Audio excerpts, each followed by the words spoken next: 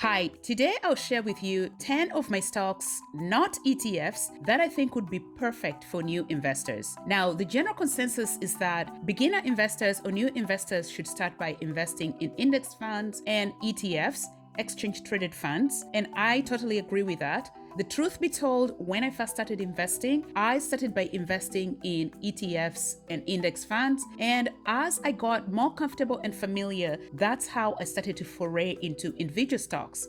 However, today I only have a handful of ETFs. The majority of my portfolio is made up of individual stocks. So these stocks are stocks that I would have picked had I known or had I been comfortable from the get-go. Now, please note, this is not financial advice. I'm only sharing the stocks I have in my portfolio on my journey to financial freedom. Do your own research. But if I had to go back to 2021, these would be stocks up there on the list of where I'd put my money.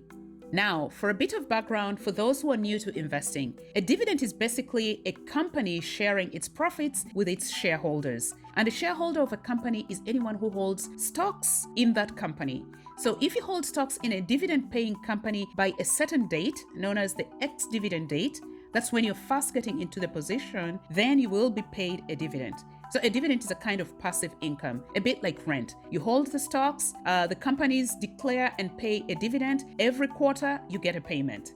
So generally, companies pay dividends on a quarterly basis, but there are also companies that pay dividends on a monthly basis, like REITs. REITs are real estate investment trusts. They are required to pay distributions or dividends on a monthly basis because REITs are generally in the business of operating income-generating property or real estate. So they get rental income from residential or commercial property. So they're required to distribute that money to shareholders, to people who hold stocks in REITs.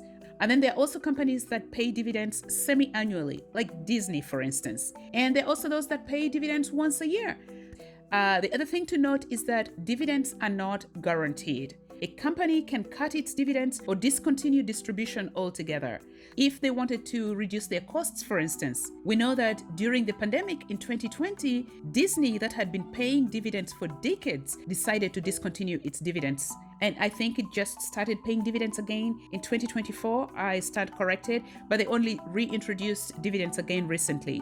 So note that dividends are not guaranteed. However, if you invest in companies that are well-established blue chip stocks, like most of the companies we are going to see on my list are blue chip stocks that are dependable, well-established companies with large market caps that have been paying dividends, some of them for centuries, then dividends are almost guaranteed in those cases. That's why I like to stick with blue chip stocks. Now, remember, dividend investing is about the medium to long term. Dividend portfolios start to pay meaningful dividends at about the 5-year mark or later. The market tends to reward patience. Investing overall should be long-term in nature.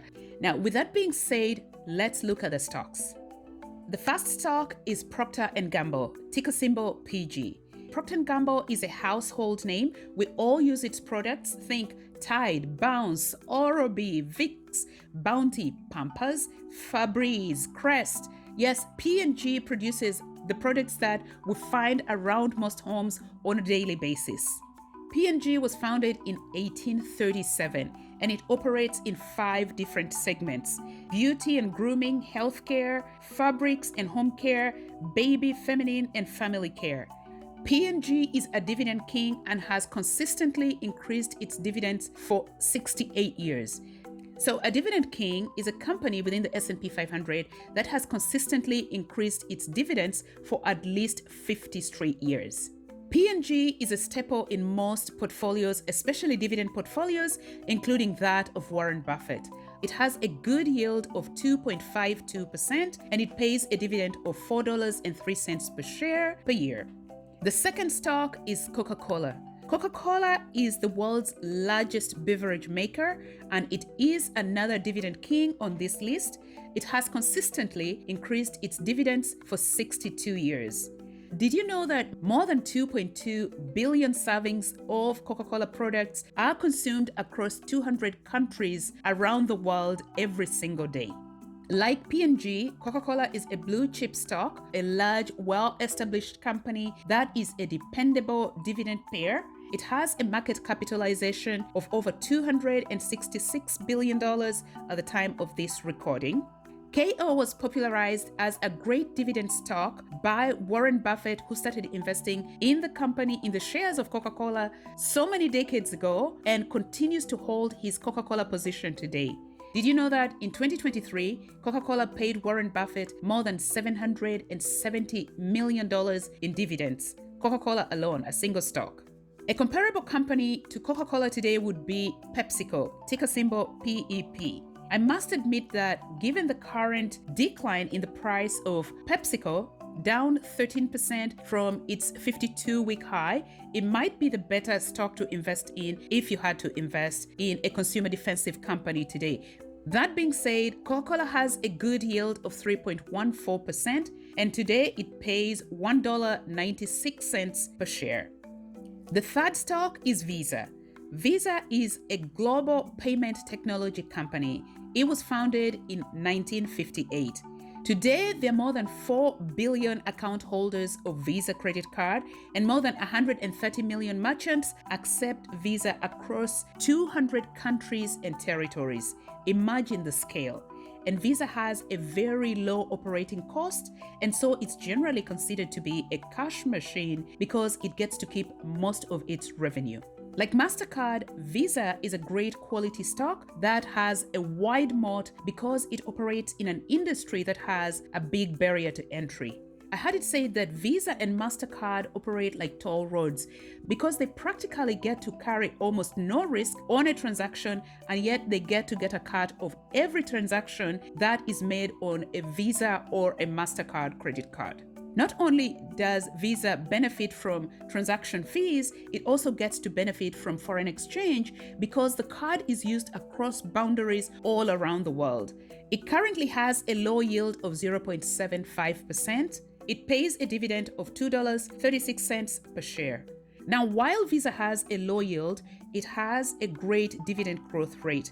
Its 3-year dividend growth rate is 17.22%. Its 5-year dividend growth rate is 15.41%. And its 10-year growth rate is 17.74%.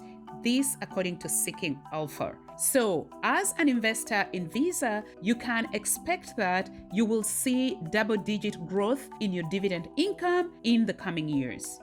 Hi, my name is Molly. Welcome to TWM. On this channel, I share the progress of my investment journey on my way to financial freedom. I also share other money lessons around budgeting, saving, taxes, and other personal finance lessons to encourage people to be interested in their personal finances and to invest for themselves. So if you enjoy content like this, please consider liking this video and subscribing to my channel. It encourages me to continue making these videos.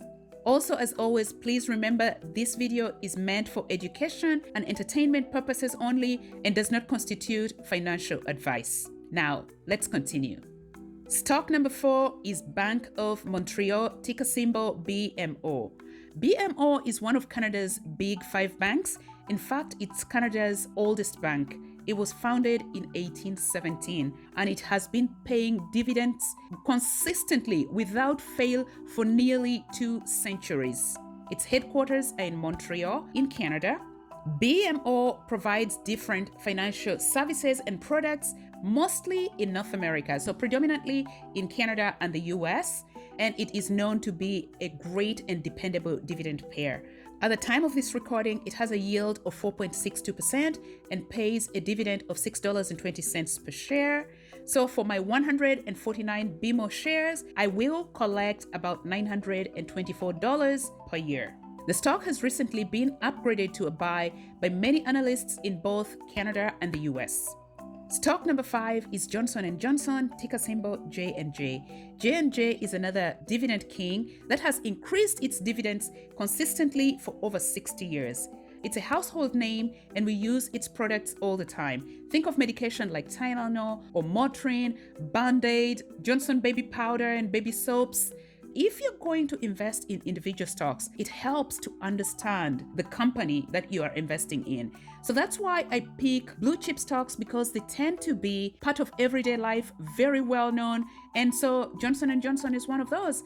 The stock is currently down about 13% from its 52-week high, so now might be a good time to buy. However, it's still a great stock to buy and hold for the long term.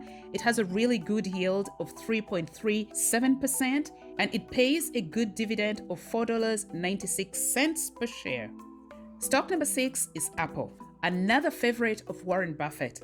And we've probably had over the last year that he's been selling out of the position, but he's still holding on to some of his Apple stocks. And Apple remains a great company to buy and hold for the long term. And although it has a low yield, its yield is currently 0.43%, it has great potential for growth. And by the way, in 2023 alone, Apple paid Warren Buffett nearly $790 million in dividends. So there you go. It's a great dividend stock. It currently pays $1 in dividends per share.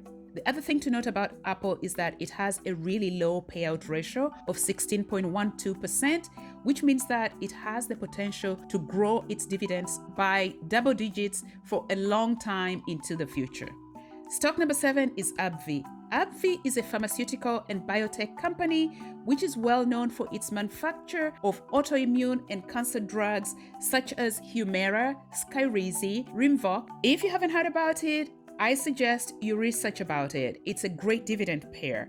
And while it lost its exclusivity to one of its flagship drugs, Humira, in early 2023, it still has about 70% of the market share, and it has two other very successful immunology drugs or medicines, Skyrizi and Rinvoq.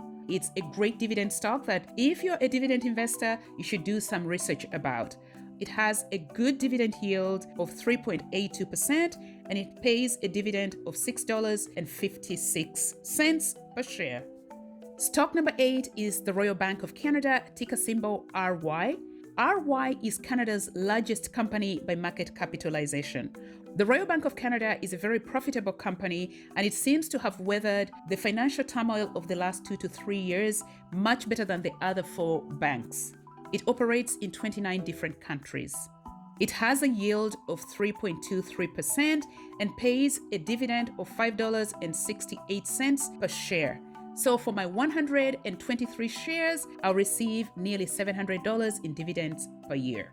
It also has a great payout ratio of less than 49%, which means that it has the potential to continue growing its dividends for the foreseeable future. Stock number 9 is Google. Now, I have both Class A and Class C Google. So Class A is ticker symbol GOOGL and Class C is ticker symbol GOOG. Yes, Google is technically a dividend stock because it pays dividends. Now, when I first bought into Google, it was just to add a growth component to my portfolio. However, early last year in April of 2024, Google declared dividends for the very first time, and in June of 2024, we received our first dividend payments from Google. I own 69 shares, and I'm so happy I got into the position when I did. Over the last year, it has returned about 38% compared to 26% of the S&P 500. Over the last 5 years, Google has returned about 173%, while the S&P 500 has returned about 80%. It has a yield of 0.40% and pays a dividend of 80 cents per share. The payout ratio for Google is 5.31%, which means that there's plenty of room for double-digit dividend growth in the future. Also, the current PE ratio, price to earnings ratio for Google, is about 26 compared to the other big tech companies like Amazon with 48, Meta with 35, Nvidia with 54, and Tesla with more than 116 in PE ratio. The PE ratio tends to tell us whether a stock is trading cheaply or is very expensive. Now, the most appropriate way to interpret a PE ratio is to compare the PE ratio of a company with that of other similar companies in the sector. So at 26.17%, Google appears to be undervalued currently, so now might be a good time to buy Google. Last but not least is Enbridge, ticker symbol ENB. Enbridge is an energy infrastructure company and a great dividend payer. It's a staple in most dividend portfolios. It has major pipelines for both liquids and gas in North America, both in the US and Canada, and it is a regulated company. So it is fairly safe to the extent that it's regulated, and it has a lot of long-term contracts with both Canada and the US. It currently has a yield of 5.86% and pays a dividend of $3.77 per share. So with my 174 shares, I'll collect nearly $660 per year. However, it has a slightly high payout ratio at more than 123%. Still, I'm comfortable holding the stock because I know it has all those long-term contracts and it's able to manage its debt going forward. So I will continue to build this position and continue to collect dividends from Enbridge. So those are the 10 stocks I have in my portfolio that I think any new investor can add to their portfolio for a solid dividend paying foundation. The other two honorable mentions are TD Canada Trust and Fortis. Anyway, I hope you enjoyed the video and found it helpful. If you did, please consider liking and subscribing. Thank you for watching.